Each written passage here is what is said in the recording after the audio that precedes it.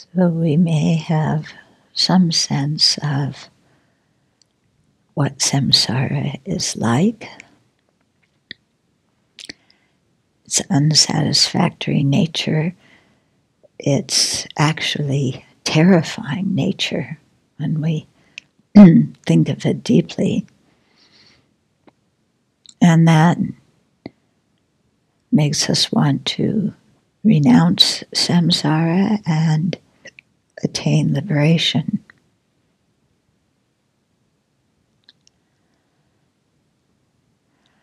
But then part of our mind may say, oh, but if I attain liberation, I won't be able to be with my friends, and I won't have contact with this world, and this world is important. You know, I want to have contact with it.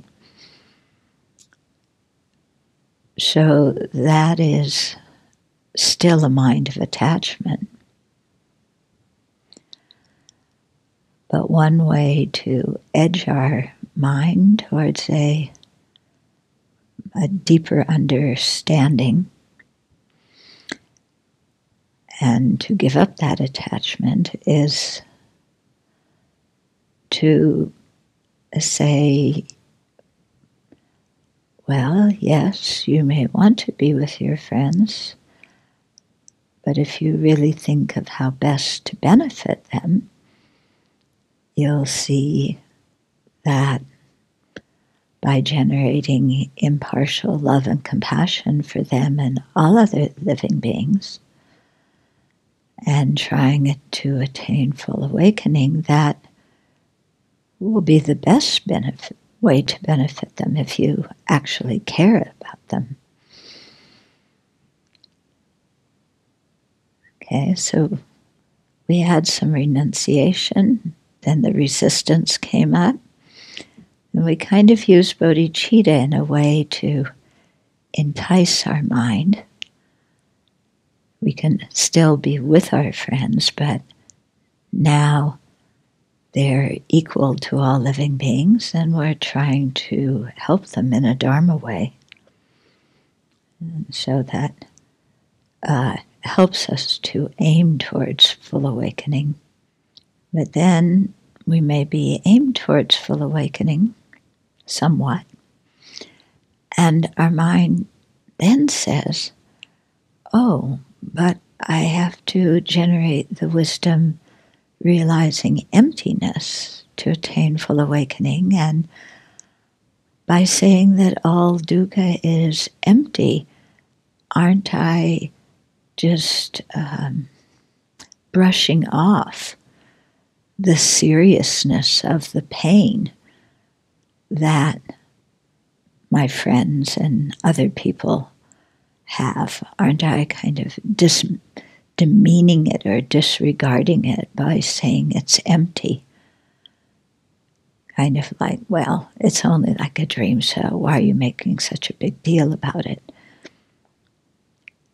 And so in that way, you know, that doesn't seem right to them. And also, why should I exert so much energy to attain full awakening if suffering is just like a dream?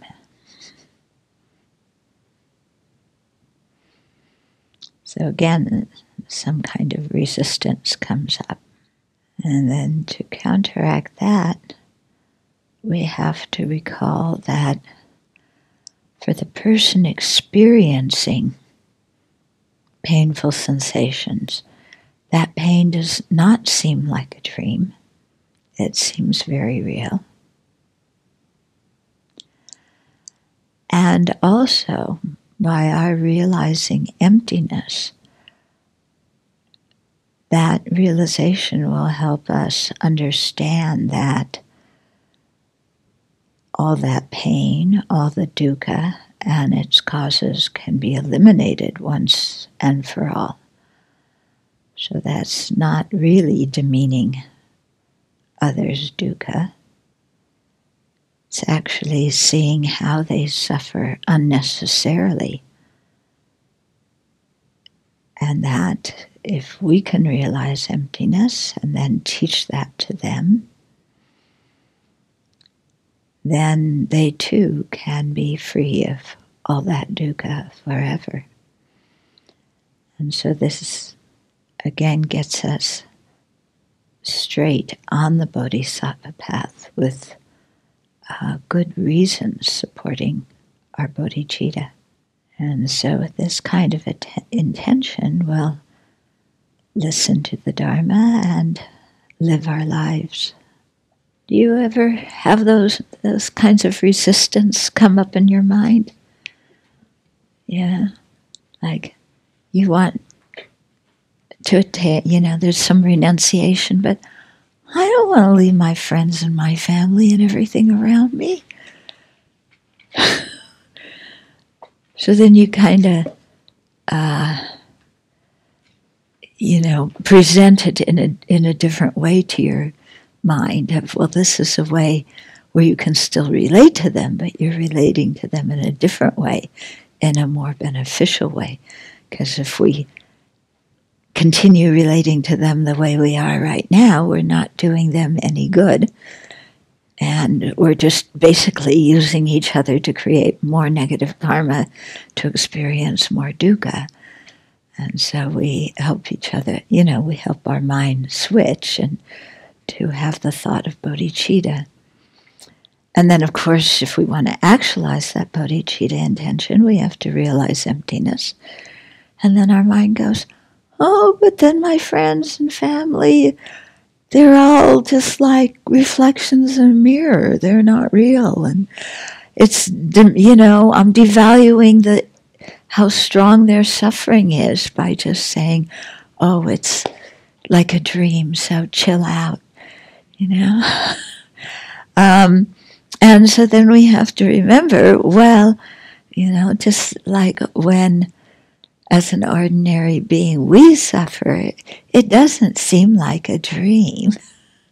It seems quite real. So realizing emptiness is not demeaning or devaluing someone else's pain. Rather, it's seeing that it has an antidote, an ultimate antidote. Because if we can realize emptiness, then there's a possibility of cutting out all the causes for experiencing pain and leading to a state beyond sorrow. Okay, so again, we fight that yes but mind. And you see, we have a lot of yes buts on the path. Okay, so interesting, when you have your mind having some resistance, saying, oh, that sounds very good, but, then, see which aspect of the Lamrim teachings you can use to take your mind in a way that in some way accords with what it wants, but takes it in a Dharma direction. Okay, it's kind of like you're dealing with a little kid. When we deal with our mind, it's like we're dealing with a little kid. So we got to give it something to look forward to and acknowledge, yes, its little tantrum. And then still, get the kid going in the direction we want. So when the kid is saying, I'm tired, I want to go to sleep, why do I have to go there? You say, well, there's milk and cookies when we get there. Okay, I'll go. And then they get to where there's the milk and cookies, and, that was okay, but I'm still tired. And then you say, well, there's a bed if we go a little bit further. And, so we got this kind of work skillfully with our mind. Sometimes if we bash our mind when we're having resistance, how dare you think like that? That's un-Buddhist. That doesn't always help our mind. It just puts us, we get in a conflict situation with ourselves. Okay. I had a friend who told me, she would get up every morning to meditate, and then, part of her mind said, I don't want to meditate. I don't feel like meditating right now. And she said she had to say to it, like she used to say to little kids, yes, I know you don't feel like meditating, but that's what we're going to do now. And then after that, we'll have breakfast, which will be really nice. And that she could then get herself to sit on the cushion. Okay. So, as you know with little kids, if you just, who do you think you are? Get on that cushion. That's not always going to work. Okay. By the way, I was talking to somebody, I can't remember who, but he was telling me, I remember now, there was one young man who came here, and he went to some meditation center. It was the Yogananda meditation center, the Self-Realization Fellowship, those people. I think it was them, the ones who were really famous in the 60s and 70s. Was that them? Or anyway, one of those groups. Yeah, Maharishi Mahesh, yoga. So they have some meditation center in the Dakotas somewhere, or somewhere around there. And he said they were paying people to meditate. So, so now I know all of you are going to go there. But, that was a clever way to do it. I think they wanted to get like a base foundation of people meditating, thinking that created a certain amount of energy that could be beneficial for the world. However, paying people to meditate, I guess they do it. I'm not going to pay you to meditate.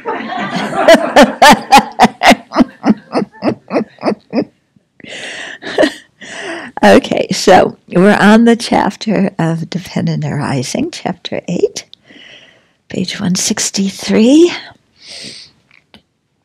Okay, so dependent arising is one of the most important teachings of the Buddha. Its essential principle is stated in the Majjhima Nikaya, which is also stated in the Rice Seedling Sutra. Okay, when this exists, that comes to be. With the rising of this, that arises. When this does not exist, that does not come to be. With the cessation of this, that ceases. Okay, so that's the abbreviated summary. Okay, so the Buddha employs this principle of conditionality in a variety of circumstances, especially when explaining the 12 links of dependent arising, the causal process for taking samsaric rebirth and attaining liberation from it. Dependent arising is also used to prove selflessness. It's one of the reasons to prove selflessness. So in this quote, it's saying, when you have this cause and then all the other cooperative conditions, this other thing is going to come into existence. Yeah. With the arising of one thing that's the principal cause, when you get the other things, other factors together, then that result is going to come. Okay. When the principal cause doesn't exist, or even when you miss some of the cooperative conditions, then the result does not come to be. Yeah. And with the cessation of the cause, and the cause is totally obliterated, then the continuation of the result also ceases. So the 12 links of dependent arising. So here we're mainly doing it according to the Pali tradition. Once in a while, if there's a big difference, we go into the Sanskrit tradition explanation. The Rice Seedling Sutra is the principal Mahayana sutra dealing with this. And the 12 the 12 links come again and again and again in the Pali Sutras. Sometimes they start with the first link and go to the 12th. Sometimes they start with the 12th and go backwards. So there's various ways to present it. As sentient beings, we exist in dependence on a body and mind, which themselves are dependent. So Buddhaghosa explains, the body and mind cannot come to be by their own strength. In other words, they don't come to be under their own power. They don't will themselves to happen. Nor can they maintain themselves by their own strength. So once they arise, they can't keep themselves there. They still are depending for something to abide. It still depends on causal energy that's producing each new moment of it. Okay, nor can they maintain themselves by their own strength. Relying for support on other states, so things depend on other factors, they come to be with others as conditioned. So things are conditioned phenomena, depending on, influenced by things that are not themselves. They are produced by something other than themselves. Okay? So this whole idea that phenomena are not self-enclosed entities that can will themselves into existence, that exist under their own power, that exist from their own side without any need of causes or conditions or parts or any other factors. So the 12 links describe how our bodies and minds come into being by depending on their causal factors and how they give rise to further unsatisfactory results. So, our body and mind are due to causes, and then once having a body and mind that are polluted, on the basis of them, we create more causes for more misery.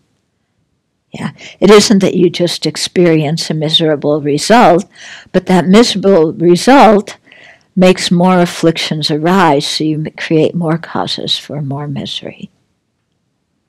You getting what I mean? Yeah. So our lives arise due to causes we ourselves create. A supernatural power or external agent does not cause our experiences.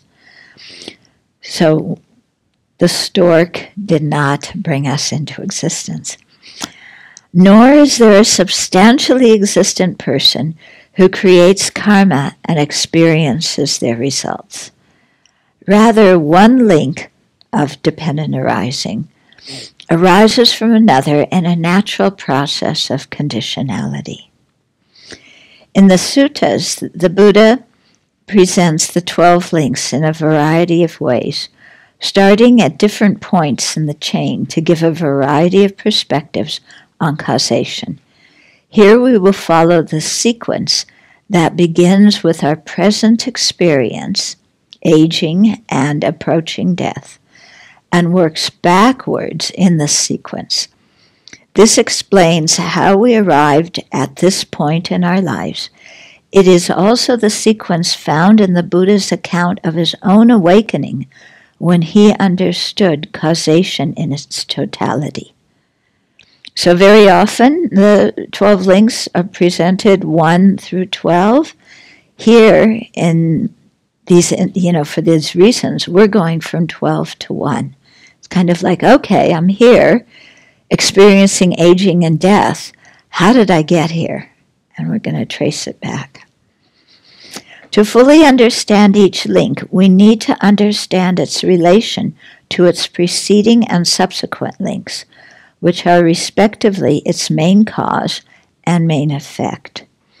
Contemplating these interlinking factors, we come to see our lives as a complex web of dependent causality.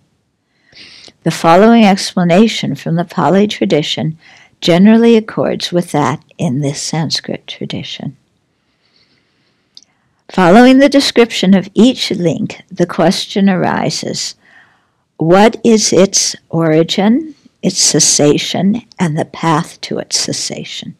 So when you meditate on these with each link, you not only think, the way to understand it in relationship to its preceding and subsequent link is by contemplating what is the origin of the present link, what is its cessation, how does it cease, and what is the path to that cessation? How do we get there? The answer is that the previous link, the one that will be described next in this reverse order of the reverse ordering of the links, is the cause of this link. So the one with the lower number is the cause. Okay, the cessation of the previous link brings the cessation of that link. Okay. The Noble Eightfold Path is the path to its cessation. That's the path we want to practice. As you read below, you may want to pause after the description of each link to remember this. Okay? So we'll start out with aging. And the link is actually aging and death. We haven't come to the completion of that link, but we're on our way. So aging is the decline of life that begins immediately after birth. So if immediately after we're conceived in the womb, we're in the process of aging, going towards death. It isn't that we're growing up and we're young, and then somehow when you hit some age, which continually gets to be older and older and older, at that point you start to age and decline. Okay, it's not like that. Yeah, aging starts from the moment after conception. Death is the dissolution of the body and mind of this life. Aging and death occur due to birth. So what's the cause of aging? What's the cause of death? It's birth. Yeah? If we weren't born in samsara, we wouldn't face aging and death. But once we're born, aging and death are the only things we have to do. Everything else is basically optional. Isn't it?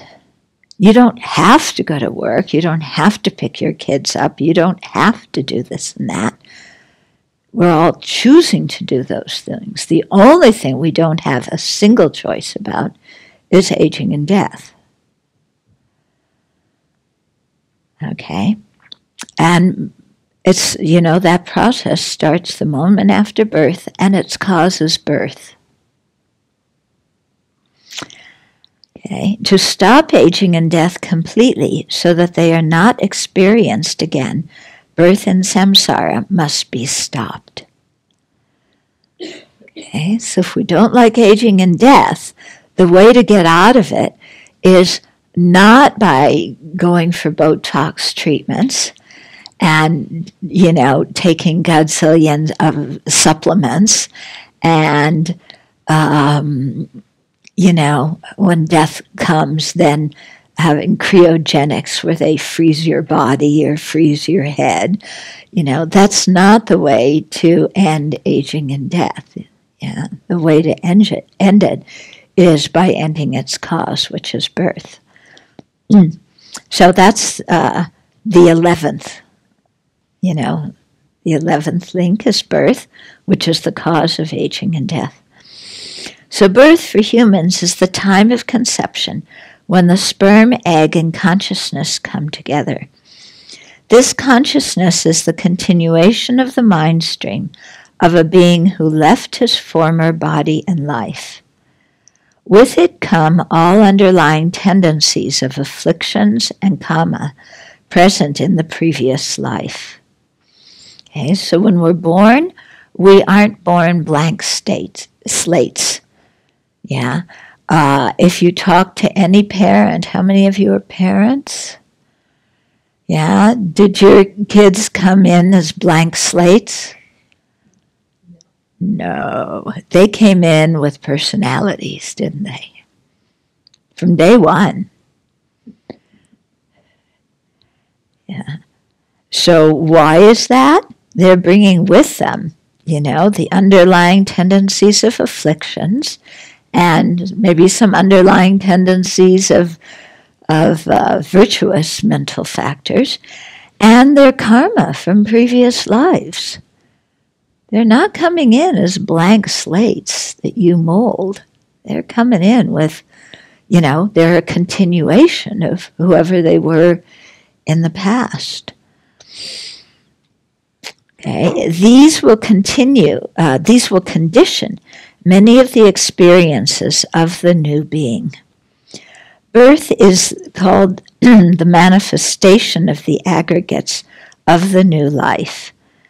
The 5 cognitive faculties of eye, ear, nose, tongue, and tactile senses are subtle material found deep inside each physical organ. They gradually develop so that contact with sense objects begin to occur.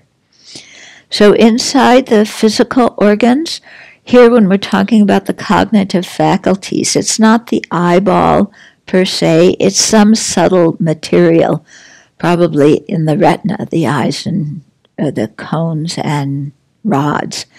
In the ear, it's not this thing. Yeah, it's the inside, the subtle, handle and nail and hammer and anvil, something like that.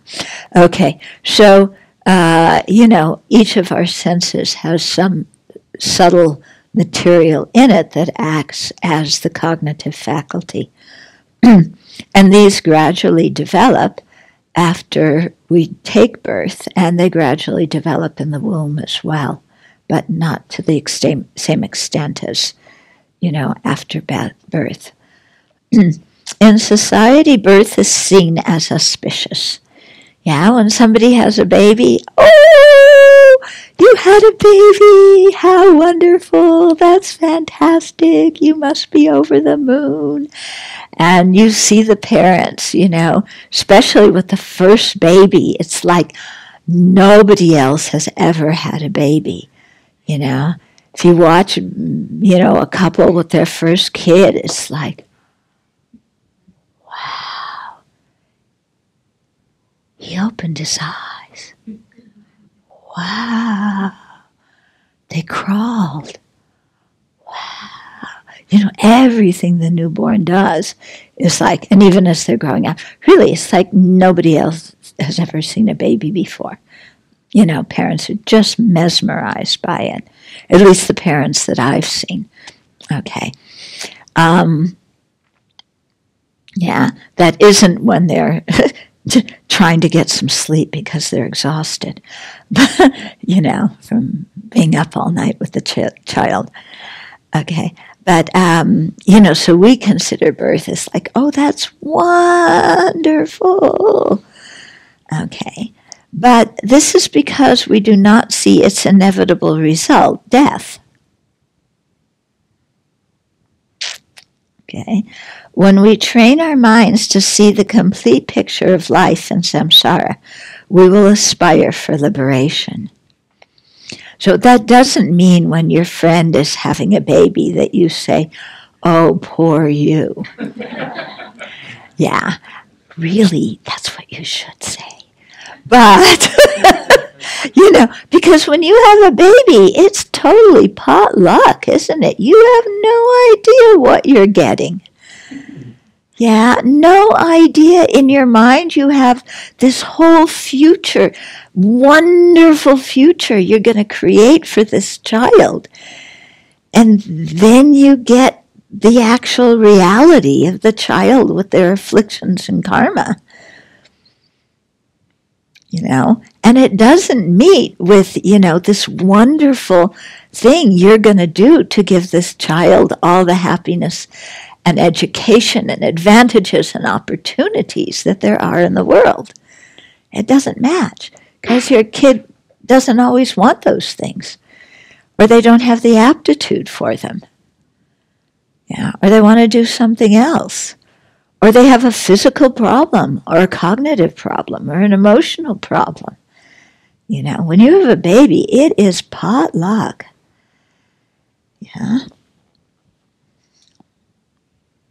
I always tell people at this point, my mother used to say to me, just wait until you have kids, then you'll know what I've gone through with you. So I don't have any kids. That's not the reason I don't have any kids. But, okay. When we train our minds to see the complete picture of life in samsara, we will aspire for liberation. There is discussion whether a period of time exists between death and the following rebirth. While no clear statement is found in the Pali Suttas, some passages suggest that there may be a period of time between two lives. The Sanskrit tradition speaks of an intermediate state, the bardo in Tibetan, between one life and the next. In the Pali tradition, though, when they don't talk about an intermediate state, and when they talk about how everything gets transferred, all the karma and the seeds and latencies and stuff from one life to the next. They talk about it as like one life is like a mold, and the next life is like you put clay on top of it. And so you're transferring all the imprints to the new clay. Okay, so there's actually nothing, no soul or anything that goes from one life to the next. But the imprint is the same. Okay, so the imprint, there's, when you have an imprint of another thing, there's nothing that went from this to this. Okay, but still the imprint transferred. Yeah, so that's how they often describe it. Actually, there's a sutra in the Tibetan canon that talks about that as well. Yeah, Geshe Dadel translated it. Okay, then 10th. So if we look at birth, what's the cause of birth? It's going to be renewed existence. Yeah, and what does birth cause? It causes aging and death. Okay. When renewed existence ceases, birth ceases. When birth ceases, aging and death cease.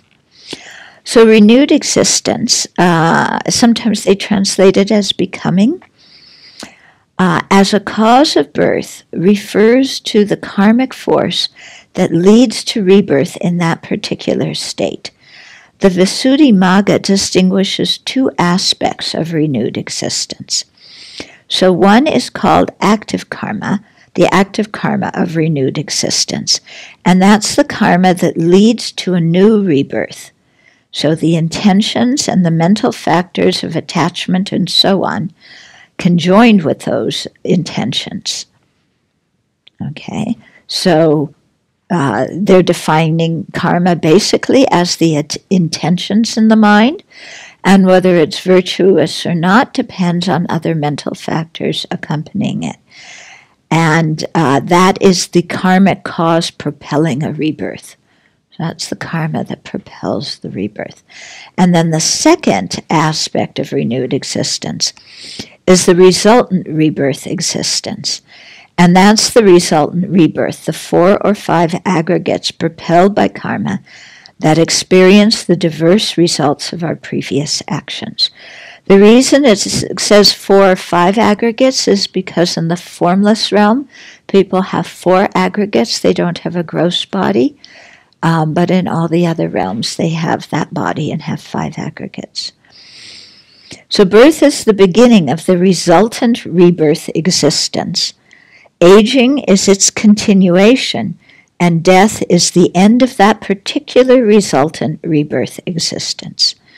The Sanskrit tradition specifies renewed existence as the karma that is just about to ripen into the new rebirth. So here's one of the differences in how they're explained. In the Pali tradition, it's like renewed existence. Birth is the beginning of the renewed existence, and aging is its continuation, and death is the end of it. So it sounds like the renewed existence talks about, it's its own link, but it also underlies birth and it underlies aging as well. Okay? In the Sanskrit tradition, renewed existence is the karma that has been fertilized and is just about ready to ripen into the aggregates that you're going to take in the next rebirth. So there's a difference here in how they're seen. During the time of this new life propelled by ignorance and karma, many new karmas that will lead to future rebirths are created through our choices. Okay, so this is what I was talking about before. You get a new rebirth, and then on the basis of that body and mind, create more sets of 12 links and more causes for dukkha. Our choices and conditions are conditioned and limited by our previous actions and our current mental state, but they are not completely determined by them. We have the freedom to make responsible choices and nourish or counteract tendencies towards certain intentions. Okay, so what choices we make in a life, they're also conditioned by our previous actions and by our current mental state. Yeah, so we may have a lot of good karma, but if our current mental state, we're continually in a bad mood, we don't help that good karma to ripen to give ourselves the opportunity to meet the Dharma or experience any happiness. Okay, or even if it ripens, like in a lot of wealth, for example, if we have a lot of tendency towards anger, then instead of using that wealth to create good karma or even enjoy that wealth, we just are in a constantly bad mood, angry at other people, suspicious they're going to take our wealth, jealous of people who have more, and so on. Okay, so we can really see that. Other people, the karma brings a situation that may not be so good, but because they have a very good mental state at present, they use, whatever cards they're dealt, and they have a good practice, and they have a good life. So that's depending on their mental states right now. Okay, so you can see that, karma doesn't predetermine everything. It depends on what we're thinking, how we guide our own mind now. Yeah, when afflictions come in the mind, if we just let them stay on, we're guiding our mind in one way. If afflictions enter our mind and we notice them, and then apply the antidotes, we're guiding our mind in another way. Okay, so it depends a lot on what we're doing in this life too. Then clinging is the principal cause of renewed existence. So that's the 9th. So clinging makes us engage in activities that produce our next existence. Okay, so what's producing this renewed existence? Yeah, one of the elements is clinging. So there's 4 types of clinging. Clinging to sensual pleasures, which we're experts in. Wrong views other than the following 2 views. So these mean wrong views such as saying there's absolutely no rebirth, or it's impossible to get enlightened. Karma and its effects, they don't exist, that kind of thing. And then the third type of clinging is clinging to rules and practices, or rules and observances. For example, thinking self-mortification or killing non-believers is the path to good fortune. Okay, so it's a wrong view about what is ethical conduct. And it's also a wrong view about the efficacies of rituals and observances.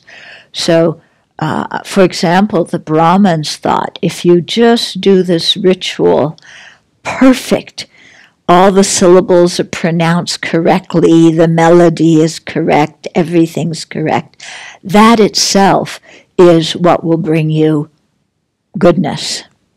Okay?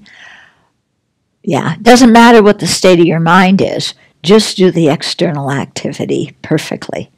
Yeah, Buddha said, no, it's not just the perfect, action of doing the ritual. You have to have a mind that's virtuous. That's what's really going to be the value of the ritual.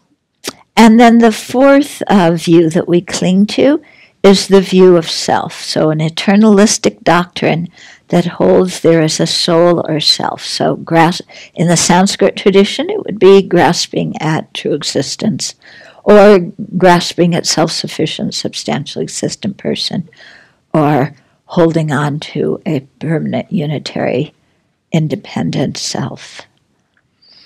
Clinging leads to renewed existence, birth, aging, and death, and more dukkha. Therefore, it is imperative to know its origin, cessation, and path to the cessation of clinging. Okay? So what's its origin? Yeah, craving. What's its cessation? The cessation of craving. What's the path to that cessation? The Eightfold Noble Path. It arises due to craving and ceases when craving ceases. The Noble Eightfold Path is the way to cease clinging. Okay, so cause of clinging, craving. So craving is of 3 types. Let me just talk about clinging. The translation term there, clinging, is, I prefer that term. It's not perfect, but I prefer it to how it's often translated as grasping, because there's grasping at inherent existence, and there's this kind of grasping, and they're 2 different Sanskrit words. So I think translating both of them as grasping can be a little bit confusing. Also, when we talk about the person who takes up the aggregates, yeah, if you use the word upadana, which is cling, is used, and then you say the clung to aggregates. Yeah, the aggregates that are clung to. To me, that brings a much stronger thing than saying the aggregates that are appropriated. Okay, which is how they often translate upadana, either as grasp or appropriate. You appropriate some aggregates. That doesn't sound like any big deal. Yeah, you cling to some aggregates, the clung to aggregates, you're just totally stuck on them. Okay, to me that gives much more of a feeling of how stuck we are in our samsara. Yeah, the very basis of our samsara, our body and mind, we are like, we cling to it for all we're worth. Okay, then craving. So craving is of three types. Sensual craving, again, we know about that one. Like all the sense objects and things we impute depending on the sense objects, like praise and reputation and so on. The craving for renewed existence. So we want to be born again in samsara. Being born in the upper realms is good. In the material and immaterial realms, we wouldn't mind that. We cling to that. And craving for non-existence. So these were explained in chapter 3. So if you look at chapter 3 on page 51, in the middle of the page, okay, it says craving is of 3 types. So craving for sensual objects desires the 6 sensual objects and the pleasant feelings that arise due to contact with them. It leads to involvement in non-virtuous actions to procure and protect what we desire. Then craving for existence craves the bliss of the material and immaterial realms and seeks rebirth there. It causes someone to be content with attaining the jhanas and not cultivate the wisdom-bringing liberation. And then the third type of craving for non-existence, believes the cessation of the self at death is peaceful and sublime and craves for this. In a milder form, it craves the cessation of whatever we do not like. Okay, so that's craving. Craving and clinging are closely related. An increase in craving stimulates clinging. They're both forms of attachment. The two bring dissatisfaction during our lives and great fear at the time of death when we do not wish to separate from this life and cling to having another one. So especially at the time of death, craving and clinging arise very strongly. We don't want to leave our wealth. We don't want to leave our friends and relatives. We don't want to leave our body. We don't want to leave we don't want to leave our nice life, our whole ego identity, our career, all this stuff. So at the time of death, we just we crave and cling to them. We don't want to part with them. And that causes a tremendous amount of suffering at the time of death. And it's also what makes karmic seeds on our mind ripen that then propel the next rebirth. So the cause of craving is feeling. So feeling is the nature of experience and has 3 types: pleasure or happiness, pain or suffering, and neutral. It can be described as 5 types: physical pleasure, mental happiness, physical pain, mental pain, and then neutral feelings.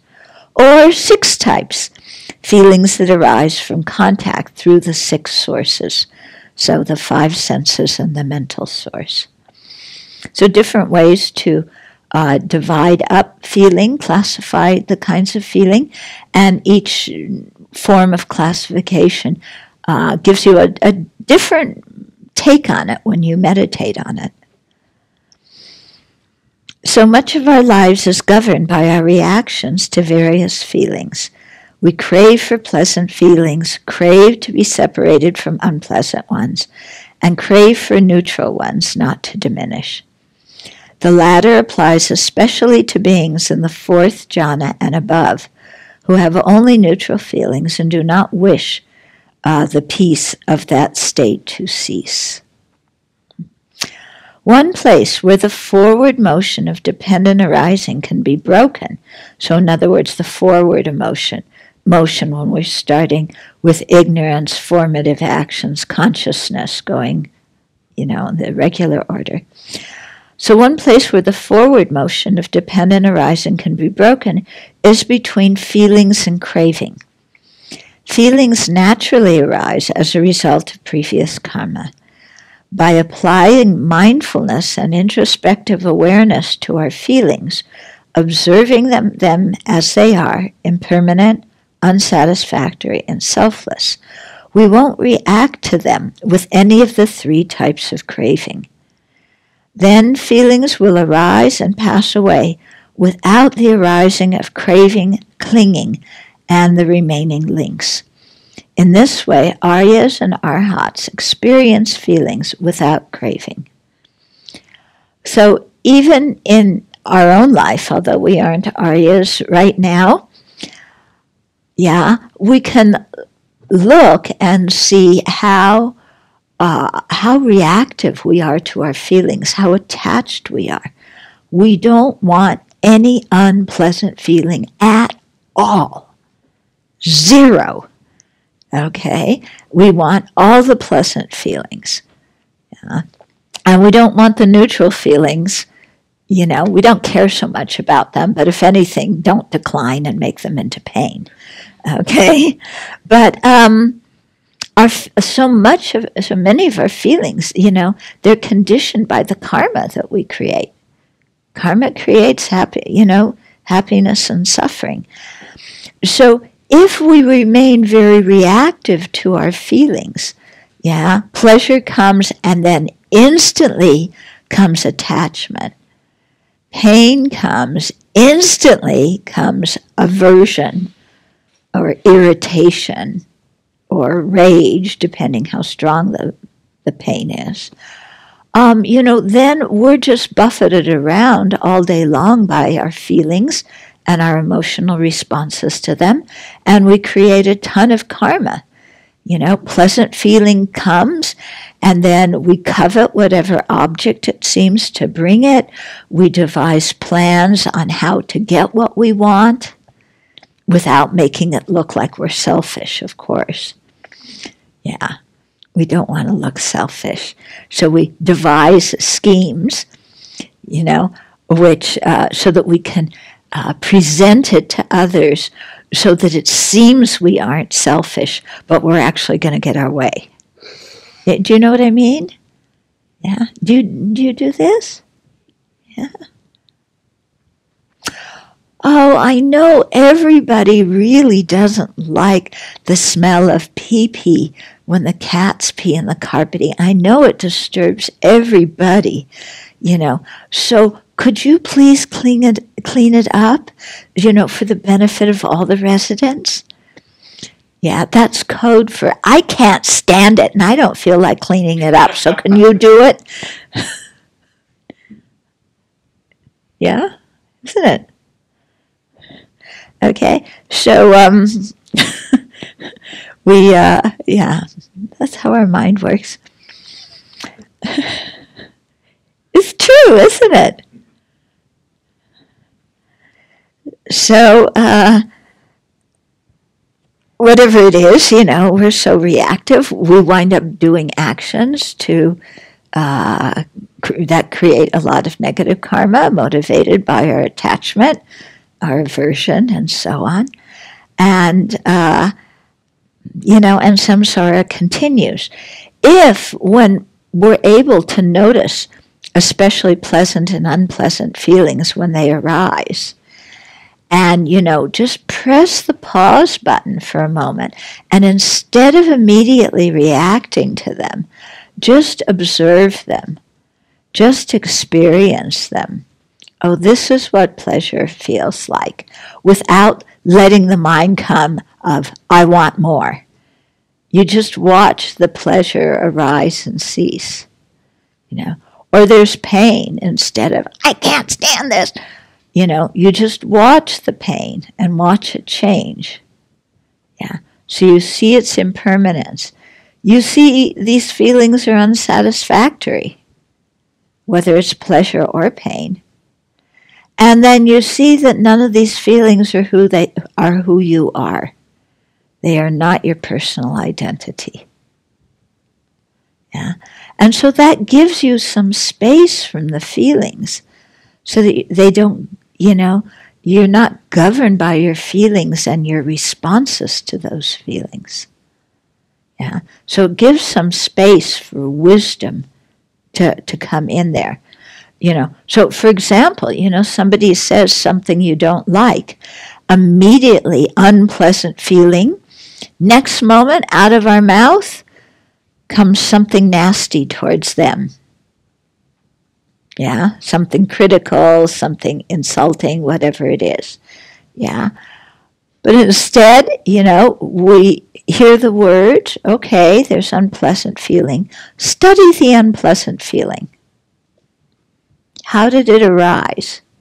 How long does it last? Is it exactly the same from one moment to the next? Does it have any core to it? Yeah. Remember in the verse we were talking about before, feelings are like bubbles. Yeah? Bubbles arise and pop very quickly. Yeah. So you watch the feeling like that without reacting. Yeah? And then, then there's space. Oh, they insulted me. There was negative feeling. So what? So what? I can endure this negative feeling. I don't have to put the other person in their place and tell them off. I don't have to do blah, blah, blah, blah, blah. Okay, so feeling, where does feeling come from? Contact.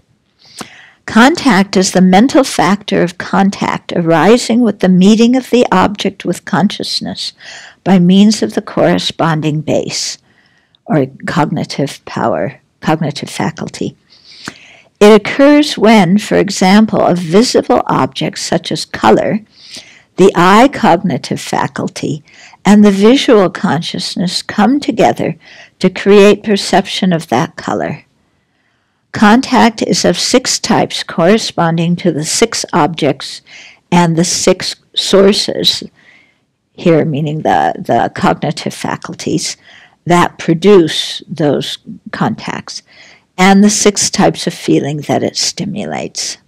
Okay, so contact's a mental factor, that arises when, you have your cognitive faculty, the contacts that, connects with the object, and then as consciousness is arising, you have that mental factor of contact. Okay, where does contact come from? The 6 sources.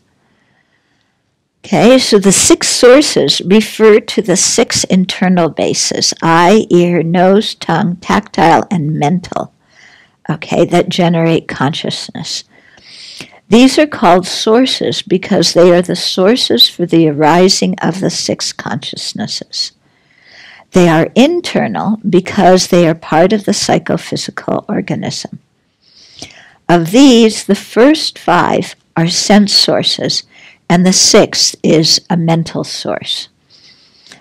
Okay, so the sense sources are the 5 cognitive faculties, that subtle material in the eyeball, in the ear, and so on. And then the mental faculty, the mental faculty or the mental source is actually all 6 consciousnesses. Because how do you have a mental consciousness arise? The mental consciousness doesn't contact the outside world by means of the sense organs. Because the sense powers, the cognitive faculties, because those bridge the object to the sense consciousness. But the mental consciousness knows the external objects by the sense consciousnesses being like the cognitive faculty or the source that stimulates the mental consciousness. So you see something, by means of your eye cognitive faculty, then your mind starts thinking about what you saw. What acts as the mind thinking about what you saw? What causes that? the visual consciousness. Okay, so these 6 sources include all the consciousnesses too. They're all part of the, excuse me, the 6 sources include all the consciousnesses. The consciousnesses are part of the mental source. Okay? The Bhavanga is included in the mental source too. Each internal source is particular to its own object and consciousness.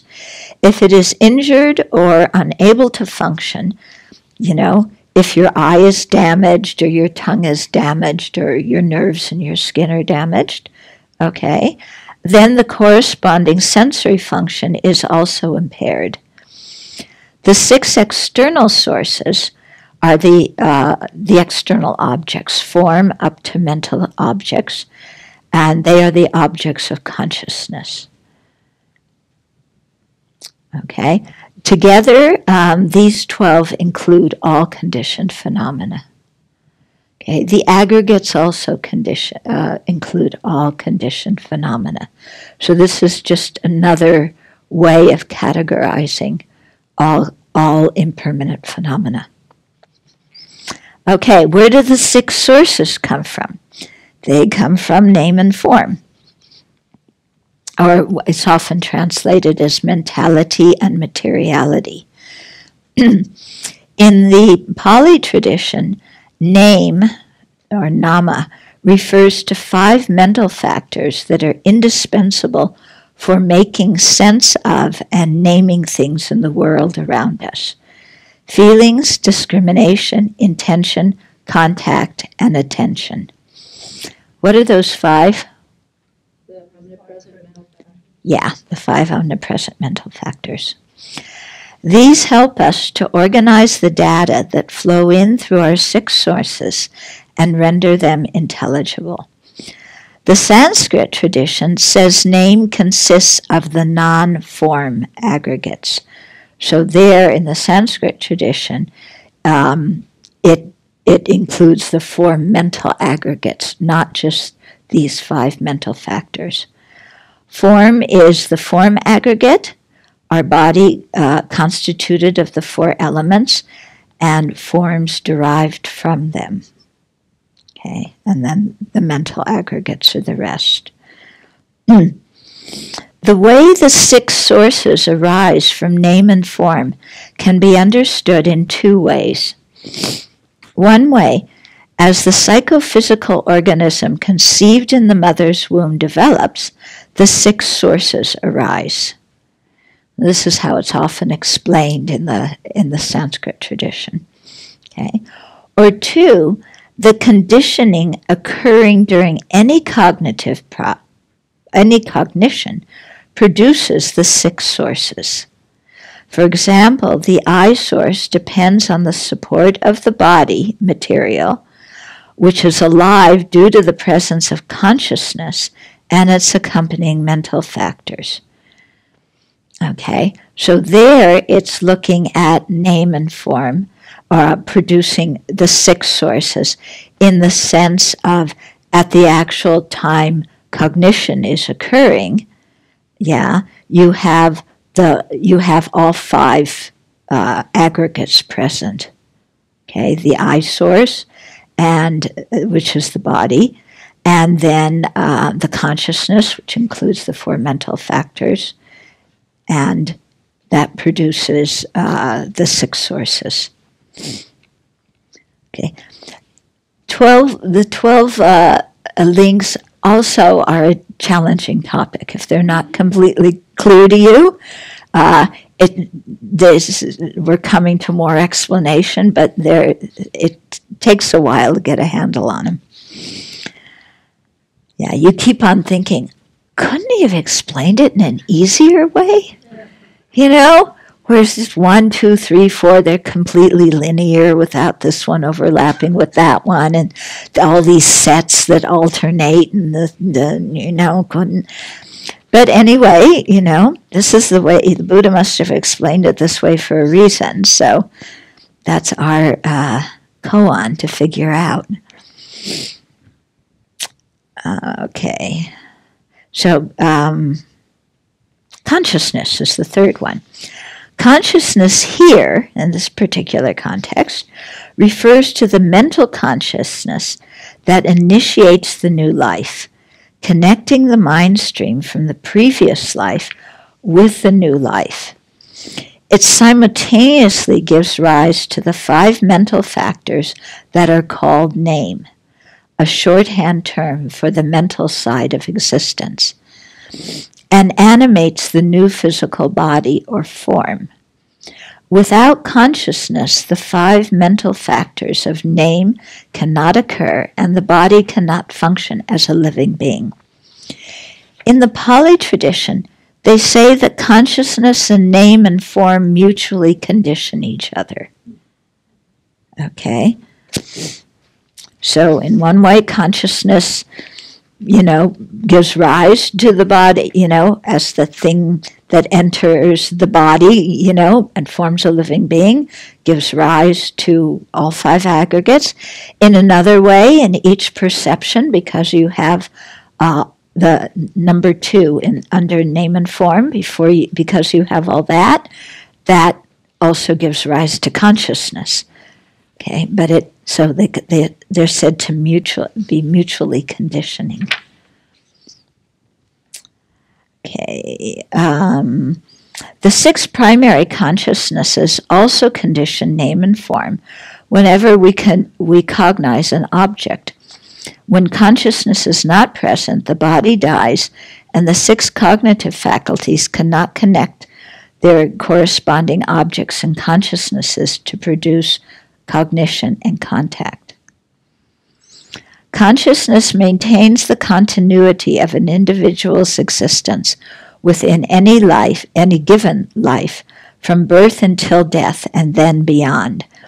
So here it sounds like, too, that consciousness, like renewed existence, underlies all the states of the new life.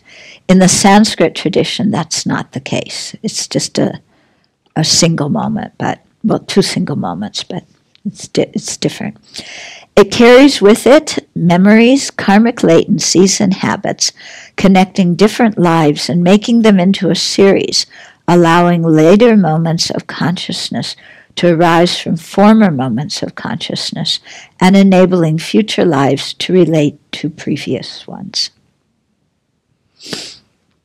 Okay, where does consciousness come from?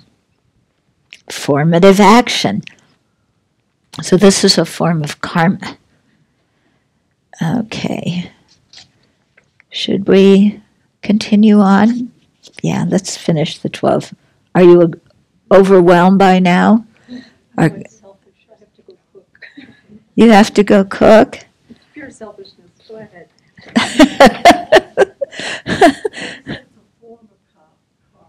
We're going to go through quickly. We're not going to have Q&A in this session, okay? Stay as long as you can.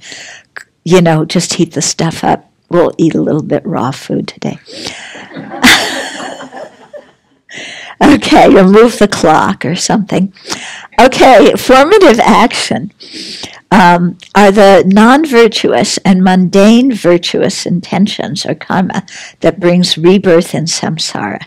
While sense consciousnesses themselves do not create karma, due to contact with objects, virtuous and non-virtuous mental factors arise in our mental consciousness and create karma.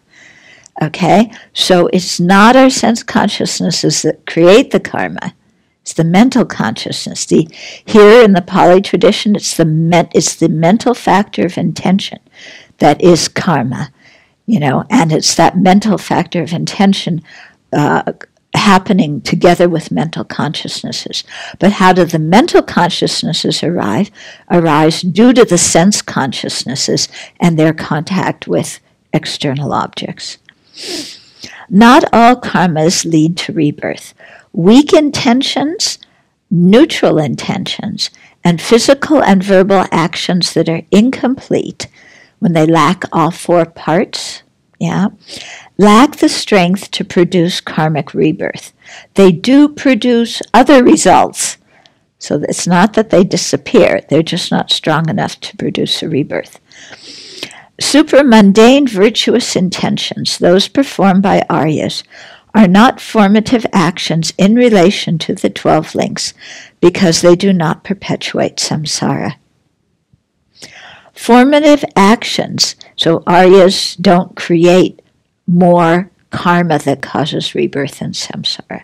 They may create other karma, and like stream enters for sure, may sometimes create some negative karma, but it's quite weak.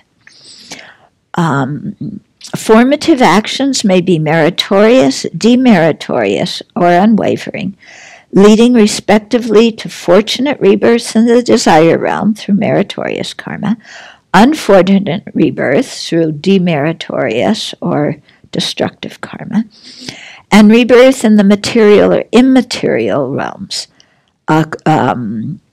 if you have unwavering karma. But according to the Pali tradition, rebirth in the material realm is the result of meritorious karma, not unwavering karma. The reason it's called unwavering is because that karma is created when you have actualized as a human being different states of meditative absorption in the material and immaterial realms. And so that having actualized those in the state as a human being creates unwavering karma, which produces the exact rebirth in the exact same level of meditative absorption as you attained as a human being. So it doesn't waver from the level of meditative absorption you attained as a human being. Formative actions generate rebirth into a new existence by serving as the condition for consciousness that takes birth. This occurs in two ways. First, during our lives, we create karma when we think, speak, and act. These intentions occur along with consciousness and also affect consciousness. Then second, at the time of death, previous karma is activated and propels the consciousness through the death process into a new existence. Formative action determines whether the new consciousness is one of a human, animal, or so forth, corresponding with the body it has entered. So you get a new mental aggregates each rebirth too, not just a new body. Karma accumulated in previous lives also determines which environment we are born into, the situations we experience, our habitual tendencies, and the feelings we experience. While previous karma influences consciousness, in general it is not an unalterable determining force. At any moment in our waking lives, we have the potential to change the course of our lives by changing our intentions. So here, as how they describe formative action, it has almost the same two meanings as when they describe renewed existence. Okay? So it has a meaning in terms of the karma that's created at this moment, and another meaning as the karma that is ripening and about to propel the next rebirth. In the Sanskrit tradition, the way the formative actions is just the causal karma that we create in this life, and the renewed existence is explained just as the karma that's about to ripen and propel the next rebirth. So again, slightly different description here. Then ignorance is the lack of understanding of the Four Truths. Oblivious to the three characteristics of conditioned phenomena, ignorance does not understand dependent arising and thus keeps us bound in samsara. Madhyamikas say ignorance apprehends the opposite of reality, grasping persons and phenomena as inherently existent, although they are not. As the first link, ignorance is the condition for the arising of both virtuous and non-virtuous formative actions. Okay, so we can create virtuous karma under the influence of ignorance. Ignorance itself as a mental factor is not non-virtuous. It's neutral. Yeah, because we can have ignorance, although it's an affliction, it's neutral. It's not non-virtuous. Because ignorance can arise in our mind, and through grasping something as inherently existent, we can still have a virtuous intention regarding it. Okay, we make offerings, we do prostrations, we help other people, and we can do all these things, even though sometimes our mind at the same time is grasping inherent existence of ourself and the objects, the other people and objects. As the first link, ignorance is the condition for the arising of both virtuous and non-virtuous formative actions. Rooted in the underlying tendency of ignorance, attachment, anger, and other polluted mental factors motivate non-virtuous actions. Ignorance also conditions virtuous mental states, such as love and compassion in ordinary sentient beings. Only when ignorance is eradicated do all formative actions and samsaric rebirths cease. Ignorance in one life is conditioned by ignorance in the previous life. There is no first moment of ignorance, thus samsara is beginningless. However, so you may want to have a beginning to samsara, but there isn't one, because there's always a previous rebirth with ignorance. Okay? There's no creator being who started samsara.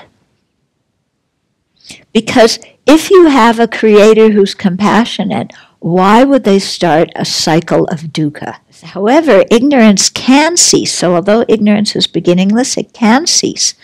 And the path to that cessation is the Noble Eightfold Path. When an Arya understands the pollutants, their origin, cessation, and the way to that cessation, she eradicates all underlying tendencies leading to samsaric rebirth and attains liberation. So we find this thing of origin, cessation, and way to the cessation.